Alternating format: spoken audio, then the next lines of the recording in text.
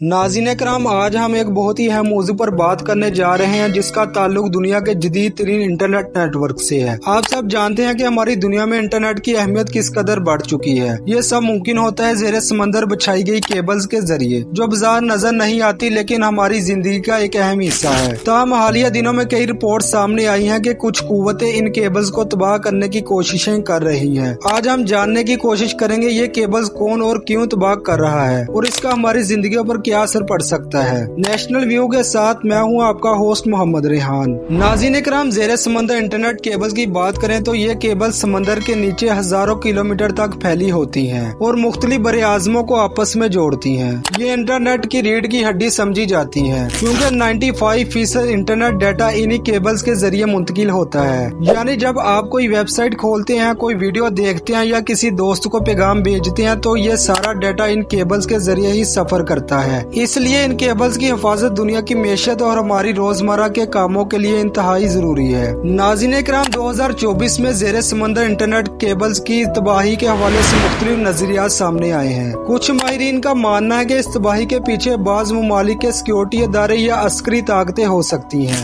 जो इन केबल्स को तबाह करके दुश्मन ममालिक को नुकसान पहुँचाना चाहते हैं। आलमी ताकतों के दरमियान जासूसी और साइबर जंगों का दौर शुरू हो चुका है और ये मुमकिन है कोई मुल्क दूसरे मुल्क के मुवासलाती निजाम को निशाना बना रहा हो। ताहम कुछ माहिरीन का ये भी कहना कि दहशतगर्द तंजीमें भी इंटरनेट इंफ्रास्ट्रक्चर को नुकसान पहुँचाकर दुनिया भर में अफरा तफरी फैलाना चाहती हैं। अगर इन केबल्स को निशाना बनाया जाए तो बैनुल अक़वामी तिजारत, मालियाती निजाम और बैनुल अक़वामी राब्ते बुरी तरह मुतासर हो सकते हैं। नाज़रीन करम, इसके अलावा ज़ेरे समंदर इंटरनेट केबल्स को सिर्फ इंसानों से ही नहीं बल्कि कुदरती आफात और समुद्री हयात से भी खतरात लाहक होते हैं। बाज़ औक़ात ज़लज़ले, सुनामी या समुद्री तूफान की वजह से केबल्स को नुकसान पहुंचता है। समुद्र की गहराई में रहने वाले कुछ बड़े समुद्री जानवर भी इन केबल्स को काट सकते हैं या नुकसान पहुंचा सकते हैं। अगरचे इन कुदरती अवामल से बचाव के लिए केबल्स को इंतहाई महफूज तरीके से बिछाया जाता है, लेकिन मुकम्मल तौर पर खतरा खत्म नहीं हो सकता। इंटरनेट की तबाही के खतरे को देखते हुए दुनिया भर की हुकूमतें और कंपनीज इनकी हिफाजत के लिए खुसूसी इक़दाम